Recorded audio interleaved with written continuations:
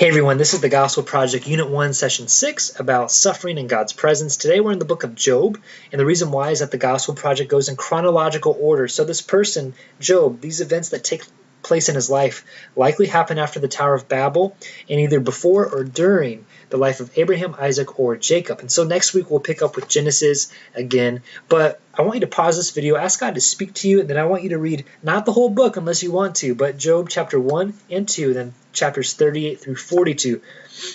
As if you're reading it for the first time, think, what's the big idea of this book? What's the main point, and how do we understand this in light of the gospel? Then you can continue with the video.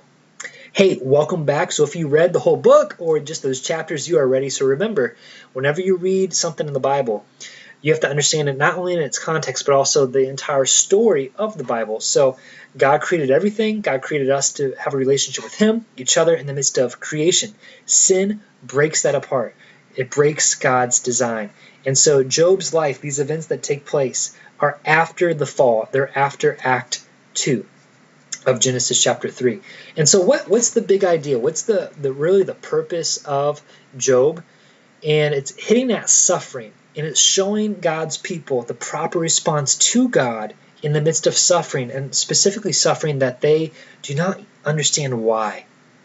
And the proper response for God's people to God in the midst of suffering is to trust God. And that's easier said than done, right? And a lot of us, we know what we've suffered, and we can think of things even that we're suffering right now.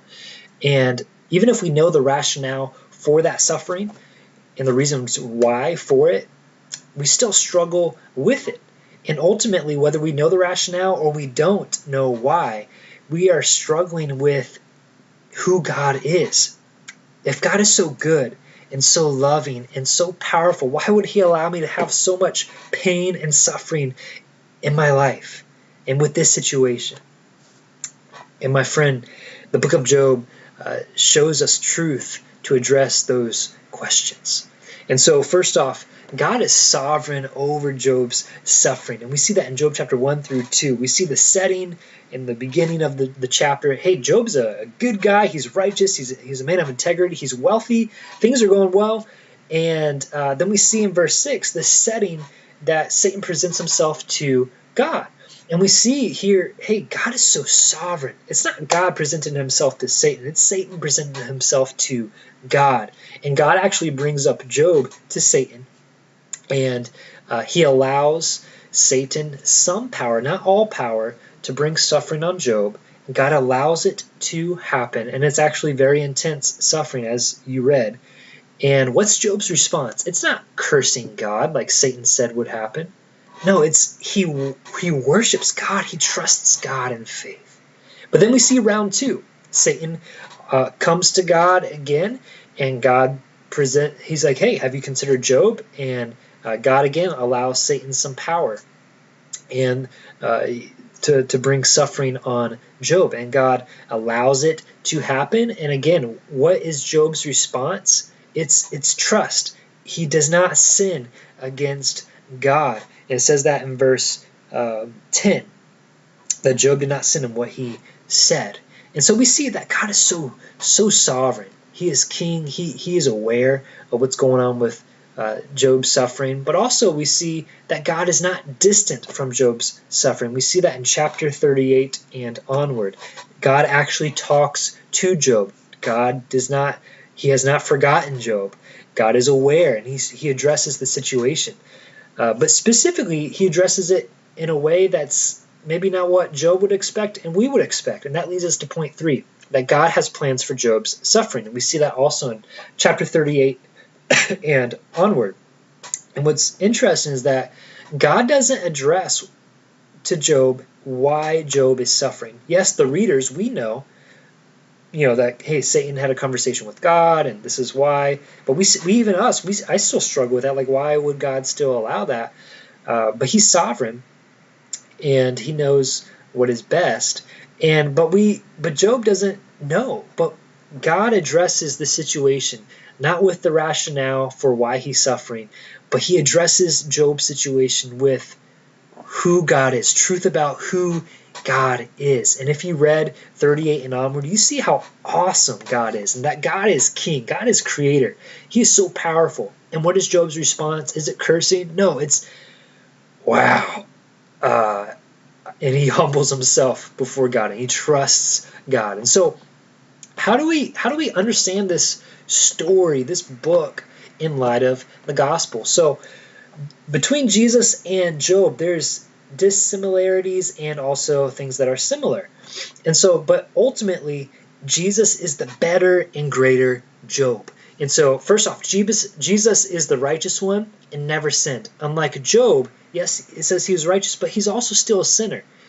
He died, which is an effect of sin, and we know that all sin and fall short of God's glory. Also, unlike Job, Jesus knew the future, that he would suffer and die and rise from the dead. And Job didn't know what the outcome was going to be. Similar to Job, Jesus trusted God the Father before and during his suffering. Also like Job, God is sovereign over Jesus' suffering, but unlike Job, Jesus' suffering is so much greater in that he was tortured, bore God's wrath for our sin, and he died. Similar to Job's suffering, Jesus' suffering glorified God, which Job's suffering did that as well. And we see that in the book of Job, and we see how awesome God is, and starting in chapter 38 specifically.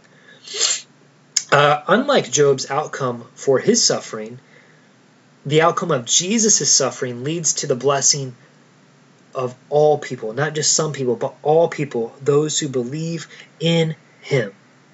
Unlike Job, who died and he stayed dead, Jesus died and he rose again, never to die again. Similar to Job, Jesus gives us an example how to face suffering. But unlike Job, Jesus actually gives us, through the Spirit, God's actual presence, his peace, his joy, faith in the midst of suffering. And my friend, Christians will suffer, it's clear. And sometimes, like Job, we will never understand why.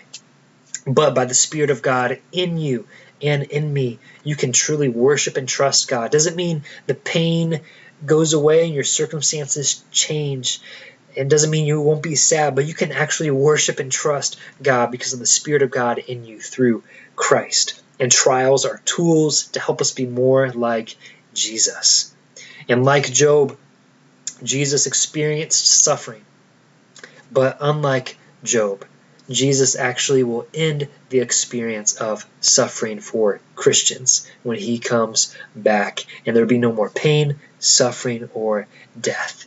And so, what an amazing story in light of the gospel. And so, my friend, trust God in the midst of your suffering in light of the gospel, because God is sovereign, God is not distant, and God has plans bigger than our own. So I want you to take some time to think, how can I respond to the truths from God's Word? And thank you so much.